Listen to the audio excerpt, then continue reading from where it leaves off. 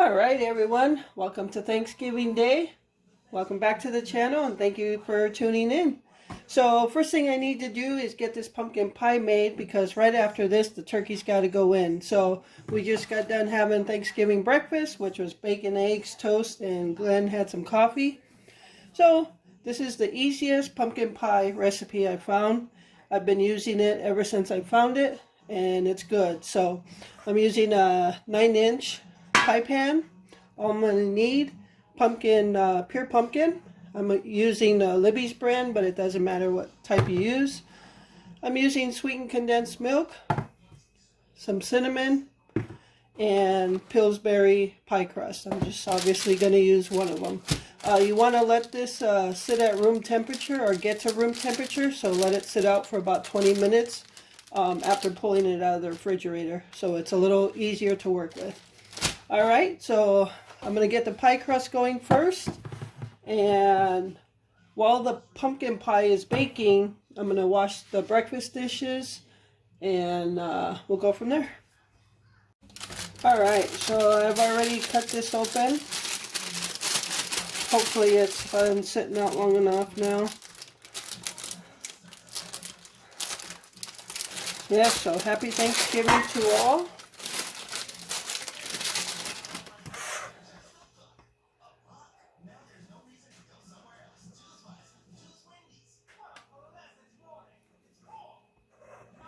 Alright, so it rolled out pretty good.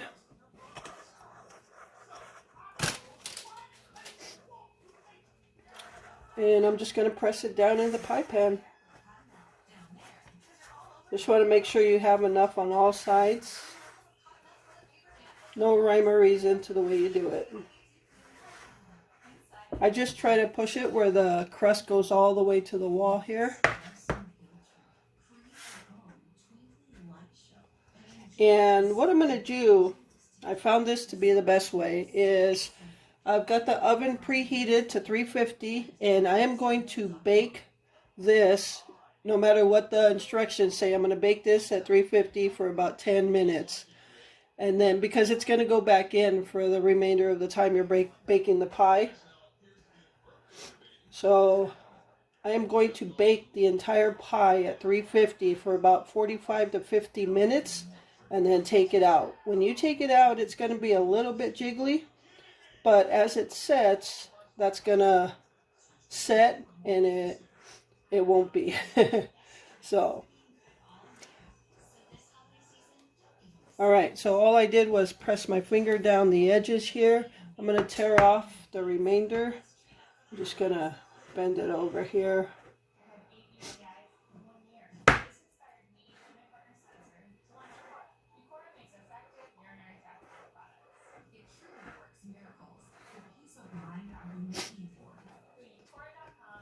And then I'm just tearing off the excess here.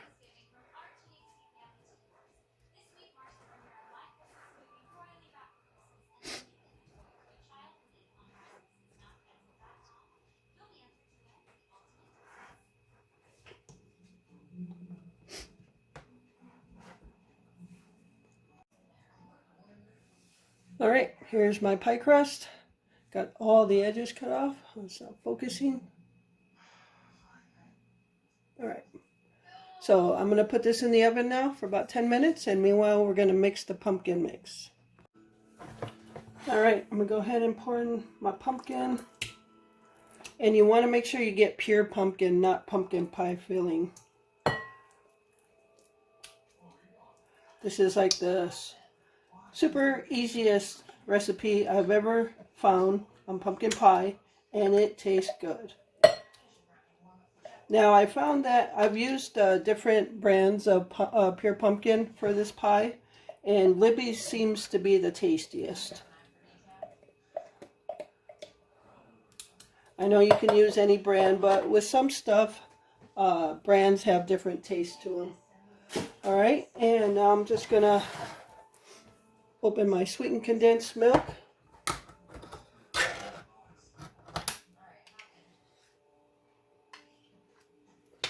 Pour that in.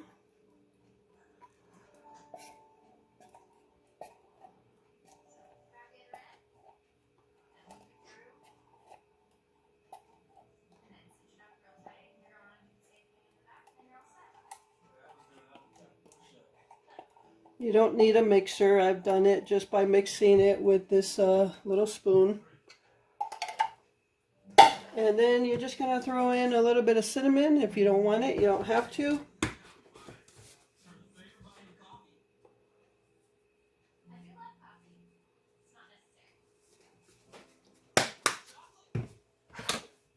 And then you're just going to mix it up.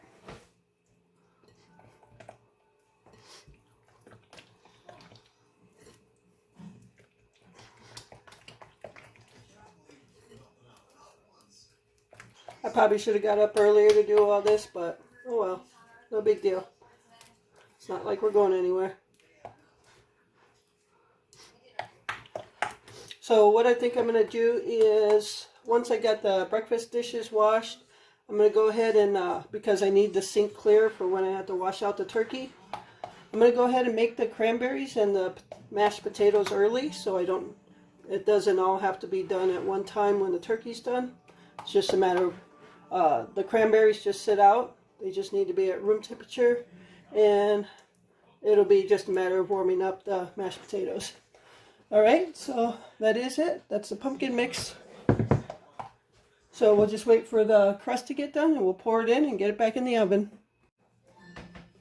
Alright everyone, so here is the pie crust. Now I didn't bake it for the full 10 minutes because I don't want it to get too brown, because it's going to end up cooking for another 45 to 50 minutes.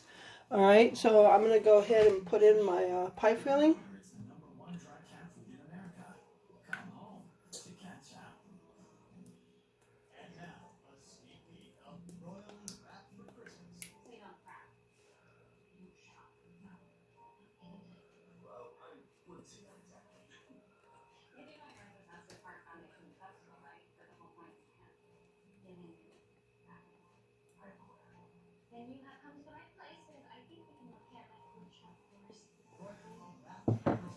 Alright, so there it is. Now we're going to get this back in the oven, and we're going to bake it for about 45 to 50 minutes. I'm probably going to take it out at 45.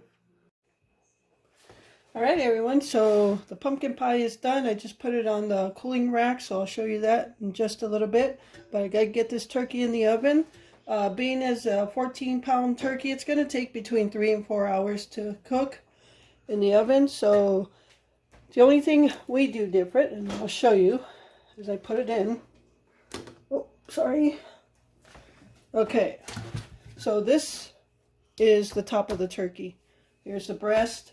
What we do different is, I'm going to go ahead and season this, but what we do is put the turkey upside down. We have the giblets and the neck and everything in here already. We do cook that. And all we do is add seasoned salt, black pepper, onion powder, typical seasonings for our house.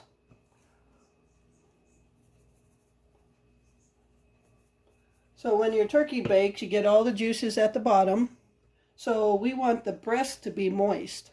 So when we've been doing this, oh my gosh, the pepper's going to get to me and make me sneeze. Well, we've been doing this for the past 2 or 3 years now.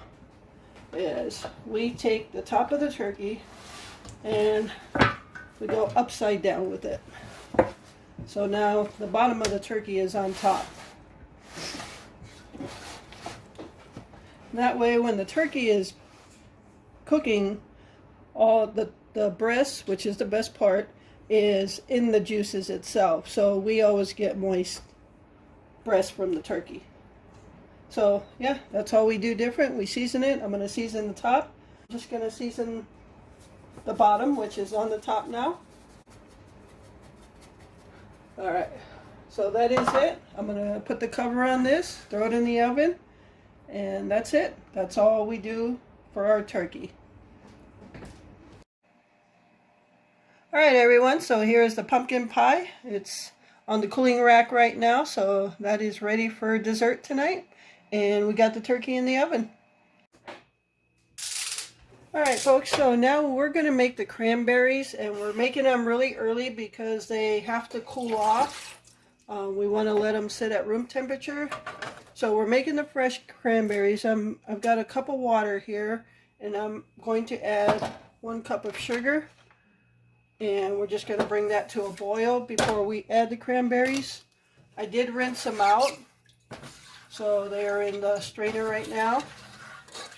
And once the water and sugar come to a boil, we'll add the cranberries, let them boil, and go from there. Alright everyone, so the water is starting to boil here. There's bubbles at the bottom. I'm going to go ahead and throw in the cranberries now. Remember, you do need to wash them out. So I'm going to throw them in now. And now we're just going to bring this to a boil. And at this point, the cranberries are actually going to start popping. And we're going to bring it to a boil. And once it comes to a boil, the cranberries have popped. We'll turn the heat down and let it boil for like 10 minutes after that. Well, here I said I wasn't going to talk through cooking through Thanksgiving dinner, but if I'm making stuff early, then I have time. Then I can jabber away. Alright, so we're just mixing these. I'll shut the video off right now and bring it back when it starts boiling and the cranberries start popping. Okay, so the cranberries are starting to pop a little bit. Now, I used to make this. We started off making for our own fresh cranberries like this, and then we stopped doing it for a few years. But I know when we used to make it, just like it's doing now, I used to make it in a smaller pot, a smaller saucepan, and the cranberries would just start popping and burning me, and I was like, I don't want to make these anymore. But yeah, they're starting to kind of pop everywhere. So how many of you actually make your own cranberries, or do you just buy them in the can? We did for a few years, just got the can because it's only Glenn that eats them. But it's nice to have fresh stuff also. Alright, so you can see that they're boiling now and they're popping. So I'm just going to wait for them to finish popping. That way we know they're done. And then we're going to put them in a bowl and let them cool off. Probably just set them on the table for a little while and let them get at room temperature. After I do this, I'll start making the mashed potatoes. I don't think I'll record that. It's just peeling the potatoes, cutting them, boiling them, blah, blah, blah. So I'll be playing Christmas music through that, so I can't record. And then after that, we'll probably have a couple hours to spare. And I might bring a tote of Christmas stuff up for the kitchen and start putting some stuff up. I don't know how well you can see that from there. But let me see.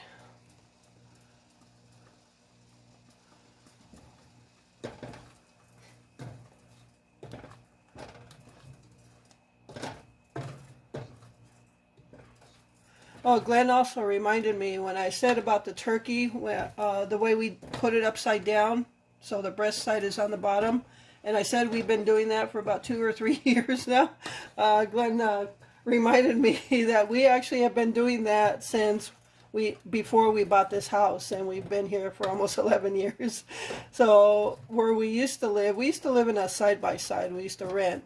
And apparently we were doing it there already. That's how good my memory is. So we've been doing it for a lot of years now. But it's worked well. It tastes good that way. The breast meat is moist. So, alright. So I'm going to finish letting these cranberries pop. Some of them are still whole. And then I'm going to throw them in the bowl. So I will be back when they are done and I'll put them in the bowl. Alright everyone, so here is the finished cranberries. Put them in this bowl and I'm just going to leave them on the table for a while. And they should just get at room temperature and ready to eat. So that's cranberries are done, pumpkin pie's done, stuffing's done because we made that last night. And turkey is in the oven. I'll be making the mashed potatoes, but like I said, I won't record that so I can listen to some Christmas music. and then everything else will get done as the turkey gets done. So, all right, stay tuned. We'll be back in a while. All right, everyone. So, little update as to where I'm at with the Thanksgiving dinner. So, as you saw earlier, got the cranberries done. I just finished making the potatoes, the mashed potatoes. So this is what I'm going to reheat for supper tonight. And whatever's left over, I'll throw in the leftover bowl, which is right here. So that's the remainder of our potatoes. I already got them in a bowl. I am trying to wash dishes as I'm going. So, and the stuffing we made last night. There's the candied yams. I won't put the marshmallows in until I'm ready to warm it up. Got the corn ready to go with some butter, salt, and pepper. I'm just going to microwave that. And I won't do that, obviously, till everything's ready. And this is the little pan I'm going to use for the gravy. So I want to get that out. And the brown and serve rolls. I'm only going to heat up 6. We don't really eat a whole bunch at one time. So yeah, that's where we're at right now. And I did get some Christmas stuff up. So let me show you. All right, so as you can see, I've got some pots and things in the dish strainer. Those are clean, they're just drying out. So all the dishes are done so far. I've been washing as I'm going so I don't have a huge mess at the end of the night. So all those dishes are done. Got a little stuff up on this counter for the Christmas. I love these things. I got these at Walmart years ago. Coca-Cola. We always just picture ourselves in that kind of setting. Love those. And then, let me show you over here. And this is the corner, the countertop where I'm usually doing videos on. So I got all, I love Christmas tins, so every year I put the Christmas tins there. There's Hershey, M&M's, Looney Tunes, and this one is a Reese's one, and I believe that one, I'm not sure, I think that's a popcorn one. And I love Christmas scenes like that, old-fashioned. I think that's a Thomas Kincaid can, used to be a popcorn can or something. And then all the little Coca-Cola.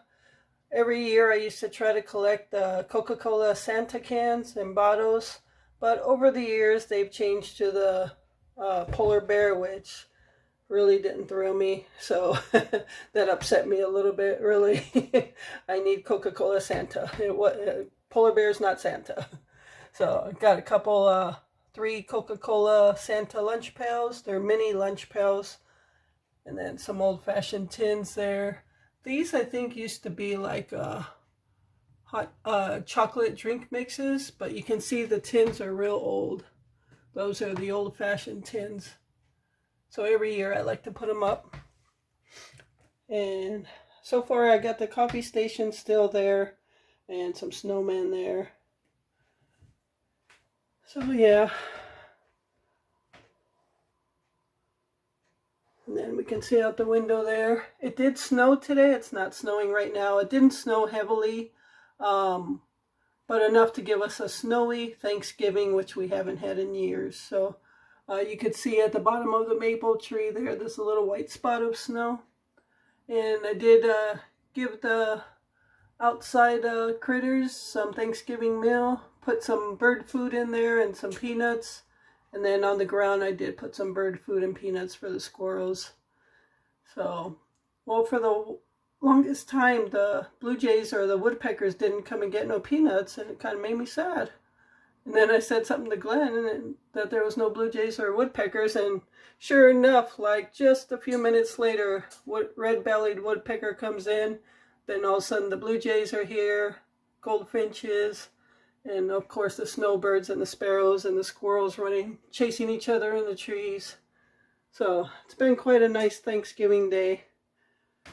So all that's left to do is wait for the turkey and warm up the other stuff, and we'll be set. I forgot to mention these are just plastic bottle caps. Big Christmas Santa Coca-Cola ones. So I just hang them on the doorknobs of the cupboards. And then got the Noel sign up there. And then some more Coca-Cola stuff here. This is just a little plastic bottle. And then Glenn got me this Coca-Cola polar bear for my birthday years ago. It's supposed to be like an ornament, but I just hang them on here. So, got the Christmas kitchen gloves out. There's that. This is like a tin thing with the cardinal on there. Glenn's sister and brother-in-law years ago gave me that for Christmas. I hang it there every year. I love that thing. And then this is an old-fashioned holidays at home. I like this, the scenery. This was Glenn's ma's. And then after she passed, we got some of her stuff there. And I hang it up every year. I like to hang up some of Glenn's ma's stuff because it's old-fashioned Christmas. Then red truck Christmas kitchen towel, and then got this holidays at home, same as that other thing I just showed you, just a little bit different, but I usually hang that on the stove, and I don't actually use it to wipe my hands or anything. I just like to keep it there for decoration. So then on top of the stove, got some salt and pepper shakers. I just kind of keep them on the stove. There's Santa, just kind of an old Christmas thing. So yeah, I'm not done yet, but that's just what I have up so far. Alright everyone, so this is the turkey. Remember, this is the bottom side of the turkey, which we flipped upside down. So now, to get the juice out of here, I got to get this turkey out of here. So this has been in the oven for about 3.5 hours. It's definitely done. And I'm thinking some pieces are just going to tear apart like this. So that's how I can get it out. That's how I'll get it out. So, yeah, as I lift here, pieces are just pulling off, which is okay. It's not going to be like you see in the movies where the turkey looks perfect. So,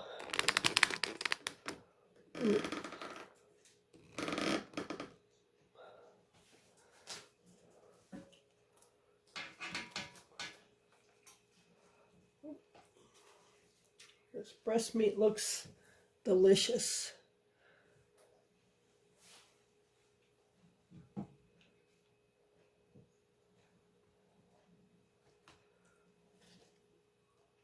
Ooh.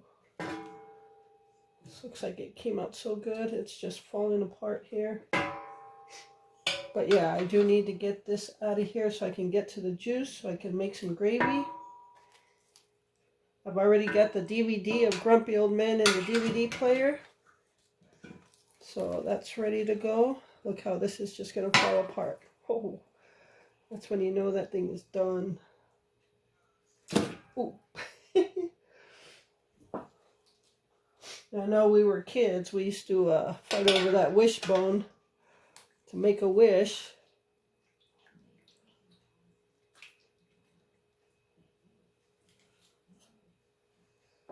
Oh gosh, look at this breast. Look at that breast meat. It looks so good.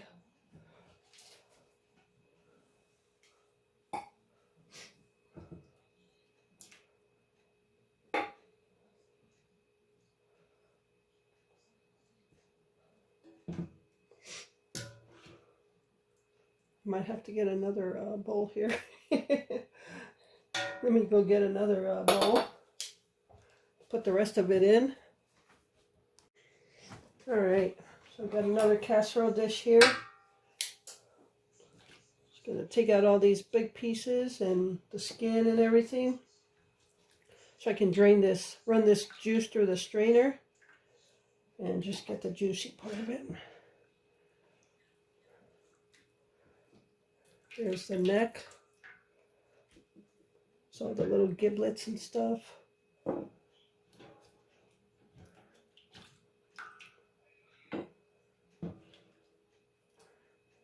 I'm surprised Blackie's not jumping up here and smelling all this.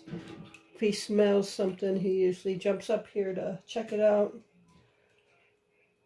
Okay, so I'm going to go ahead and finish taking all these little tidbits out, and I'll be back when I'm ready to run this juice through the strainer. Okay, so I got a bowl here. I just got a strainer, and I'm going to run this juice through it. And it's going to be plenty of juice to make a couple times of gravy. So I probably won't use it all tonight. Let's see how much we get.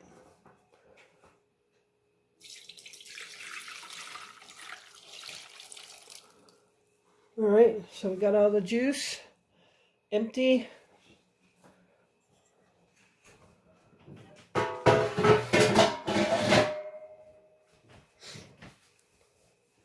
And let me show you, move the camera closer. So yeah, that's all the juice from the turkey. Just strained out all this stuff. That might be a little treat for our kitties. All right, just gonna get this out of here.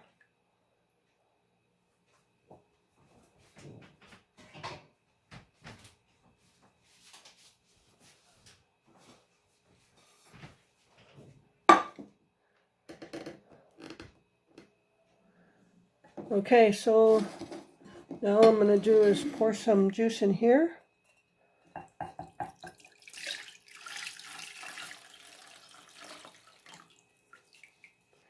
And I'm going to add a little bit of milk and some flour. And let's take this to the stove. Alright, so got the yams here, potatoes here, so I'm going to start warming them up. And then I'm going to throw the rolls and the stuffing in the oven. I've already got the stuffing in a oven safe plate. So now I'm going to throw in the marshmallows.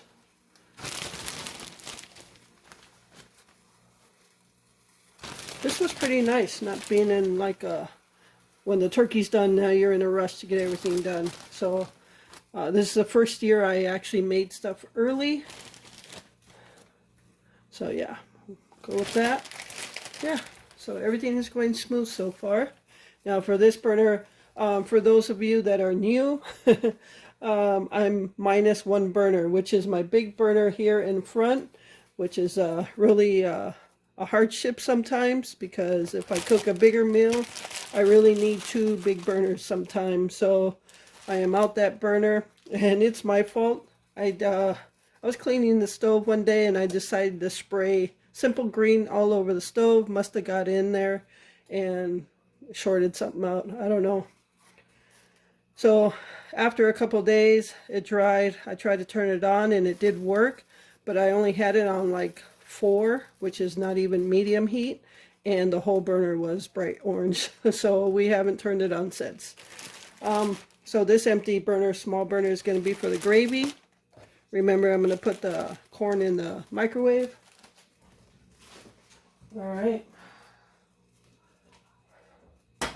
So this is the juice that's going to be for the gravy. I'm going to throw some milk in there. We got to get the cornstarch or flour. I think I use flour. All right. So I'm going to throw some milk in here. And I'm going to use cornstarch.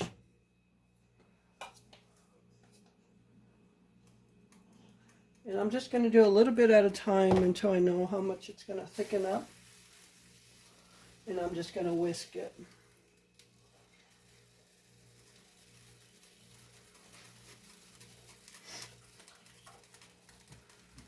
All right, and that's all you do for the gravy. Add whatever seasonings you want. I'll wait till it's done to taste it. And yeah, I'm just going to whisk it until it's thickening up, and then see if I need to add more cornstarch for further thickness. But that's about all the milk I'm going to put in. Alright, so I got the potatoes going. I think I might add some more milk to the potatoes though. Alright, so let's warm this stuff up. Be right back. Alright, so when you're warming up the yams with the marshmallows, when it starts warming up, you could see the edges bubbling a little bit, and you just want to take something and just kind of fold in the marshmallows. Don't mix it real fast because that juice from the yams will probably splash out, but just fold in those marshmallows, and eventually when it's done, you won't see any marshmallows. It'll be real clear.